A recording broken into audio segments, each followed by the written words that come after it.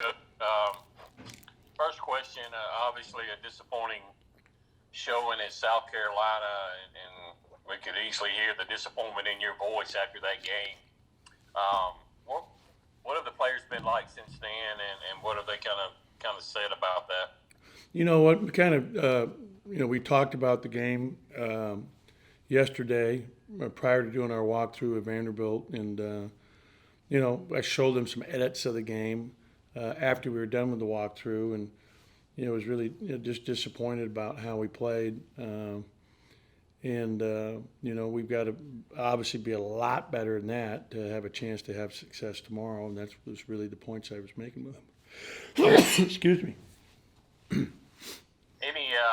chance Rocket plays this weekend, or still wait and see? No, I don't think so. Yesterday, he got out with the trainer and shot some, but he still has pain, especially when he gets out to the 3-point line and his elbow just trying to snap it through. So I would think he's probably still another week away. David Murray, go ahead. Yes, Coach. A couple times already in the past couple of weeks, you mentioned the necessity of making a run in the SEC tournament. Is it unusual to start talking those terms this early in a season, or is that just the way college basketball works now with the NCAA tournament talk? You know what? I was just answering a question that was asked to me recently, and I've only actually discussed it one time. I think it was after our last game.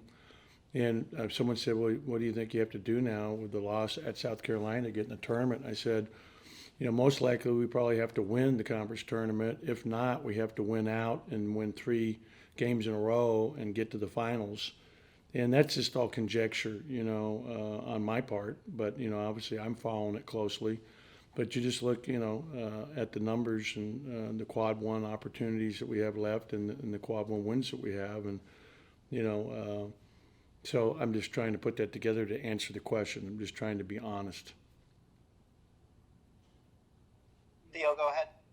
Sure. I mean, you mentioned that with the SEC tournament, but you've got these 3 final regular season games. What can you hope to see from your team besides just getting the wins, obviously, in these last 3 games as you go into the SEC tournament? Just that we got to improve, continue to grow. That you never stop growing. I mean, you're either getting better or you're falling backwards. You never stay exactly the same. And I want to finish on a strong note here, as we're finishing our season, and we got 2 home games in a row, and then 1 on the road before we go to the SEC tournament.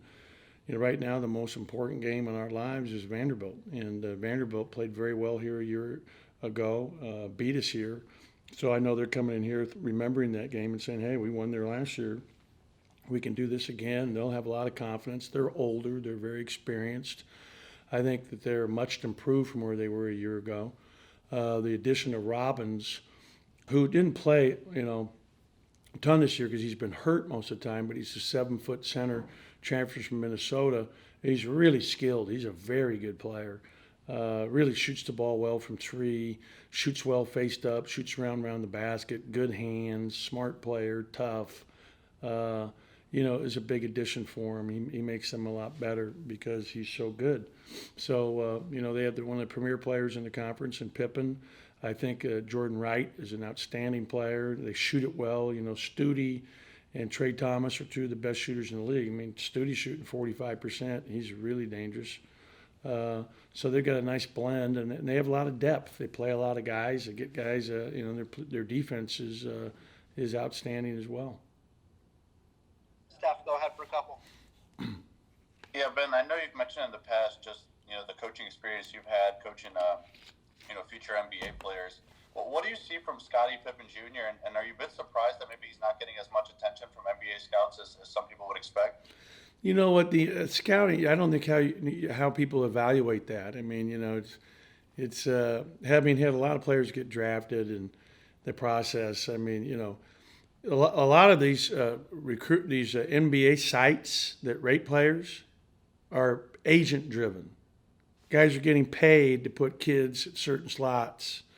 I mean, it's not the most forthright, believable thing. I mean, so if you're reading that stuff, don't take it with a grain of salt. Would be my answer to you, because I think Pippen's definitely a pro prospect. I mean, his ability to read defenses and make right plays, and shoot the ball. And he's very, very intelligent, very smart. There's no question he'll have a shot at being an NBA player. And I don't even know where they have him right now. I have no idea where he's pegged in all those draft boards, but that means absolutely nothing. I mean, last year at this time, DJ Stewart was what? He was in the high 40s, 43, 42. What did that mean?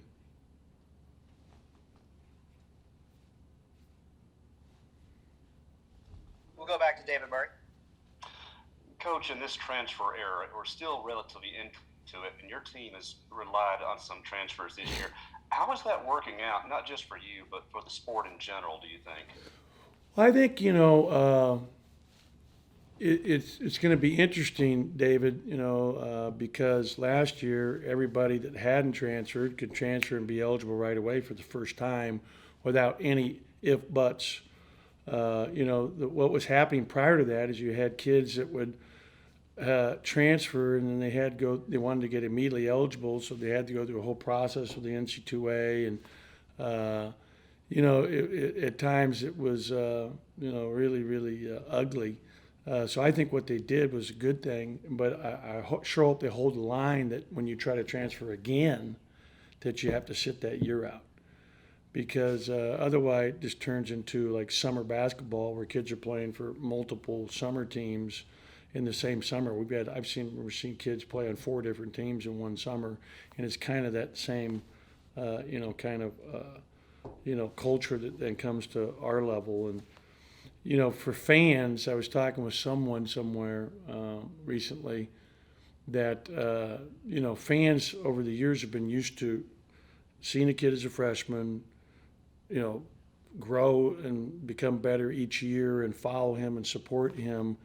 And it's just different when it's just, total changing. I mean, not even in the NBA have they changed teams this much. I mean, it's a whole different era. So I think that's an interesting part just to follow and see how that progresses.